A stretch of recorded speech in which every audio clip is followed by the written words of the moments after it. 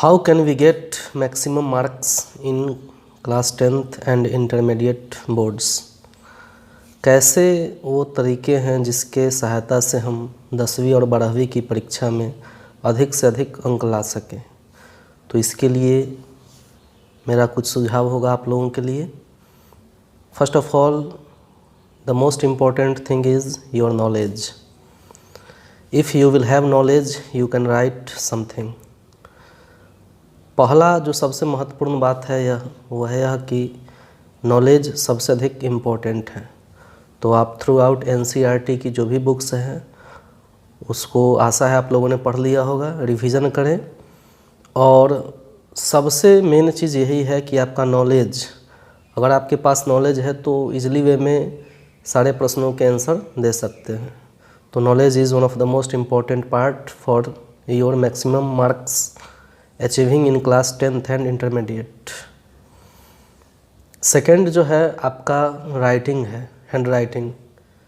Hand writing is the second most important part for board examination, specially for class 10th and intermediate.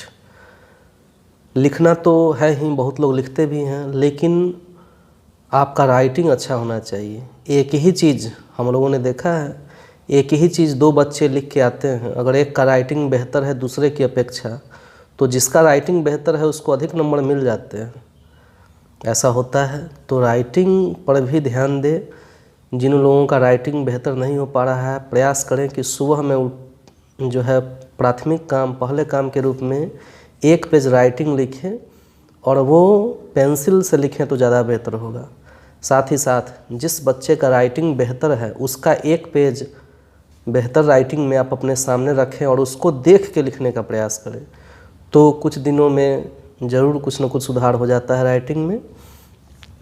Third important part is your systematicity. तीसरी जो महत्वपूर्ण बात है वह है कि क्वेश्चन का आंसर जो आपको देना है वो एक सिस्टम वे में देना है, क्रमिक तरीके से देना है। जैसे बहुत सारे प्रश्न हैं जिसमें, जैसे ऑब्जेक्टिव क्वेश्चन 100 गो है जिसमें आपको 50 देना है, तो वो तो आप जो लिखेंगे 50 वो चेक हो जाएगा कंप्यूटराइज्ड, उसमें कोई सिस्टमेसिटी का सवाल नहीं है। आपने 50 से अधिक प्रश्नों का उत्तर यदि दे दिया है तो जो पहले 50 होंगे उत्तर दिए हुए वही चेक हो जाएगा। अब आता है जो रिटन फॉर्मेट में हमको लिखना है। तो जैसे 10 क्वेश्चन है उसमें से 5 आंसर देना है आपको। तो पहला के बाद यदि आपको तीसरा आ रहा है तो पहला के बाद 3 लिखें, 3 के बाद यदि 4 आ रहा है तो 4 लिखें, फिर 7 आ रहा है तो 7 लिखें। अब ऐसा नहीं कि पहला लिख ले फिर 7वां लिख ले फिर तीसरा फिर 5वां। तो सिस्टमेटिक तरीके से आप लिखें, प्रॉपर इंक्रीजिंग ऑर्डर में जो क्वेश्चन नंबर होते हैं उसके हिसाब से आप लिखें, यह ज़्यादा बेहतर होगा। अगला जो इम्पोर्टेंट टॉपिक है वो है प्रैक्टिस। आपने जो भी पढ़ा है साल भर के अंदर उसका रिवीजन करें। ये मत सोचें कि जो चीज़ हमको ऑलरेडी याद था या याद है या समझ लिए थे उसको रिवीजन करने का कोई तुक नहीं है। नहीं, बहुत चीज़ें ऐसी होती है जो रिवीजन आप नहीं करेंगे तो at the time of examination you will forget it. परीक्षा के समय या लिखने के समय बहुत बातें आप भूल जाएंगे। तो निश्चित रूप से उन सब का रिवीजन जरूर करें। पिछले 5 सालों का, जैसे आप लोग 2024 में एग्ज़ाम देने जा रहे हैं, 5 सालों का जिसमें 23, 22, 21, 20 और 19, 2019 से 2023 तक जो क्वेश्चन पूछा है बिहार बोर्ड में, उन प्रश्नों को सैंपल सेट वाइज आप ज़रूर रिवीजन कर लें, बना लें।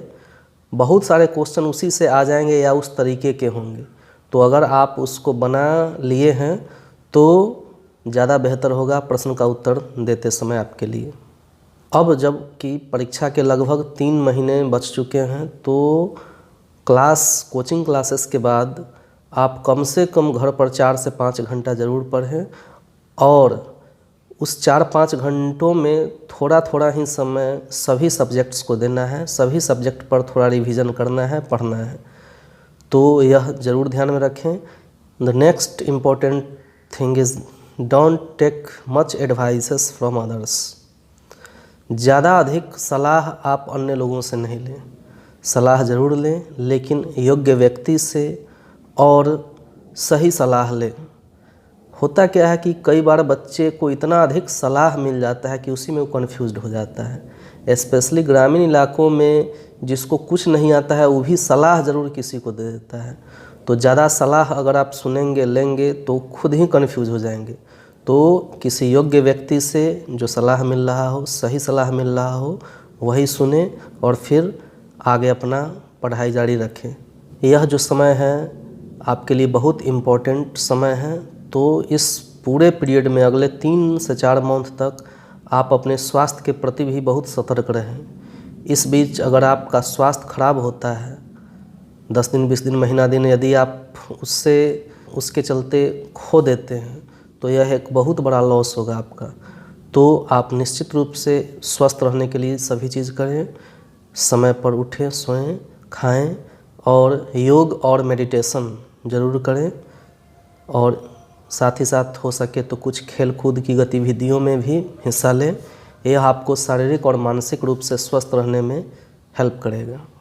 तो आशा है यदि इन बातों को आपने अगले 3 महीने तक अपने जीवन में उतारा तो निश्चित रूप से रिजल्ट बहुत बेहतर होगा। सभी को अग्रिम शुभकामना। थैंक्स।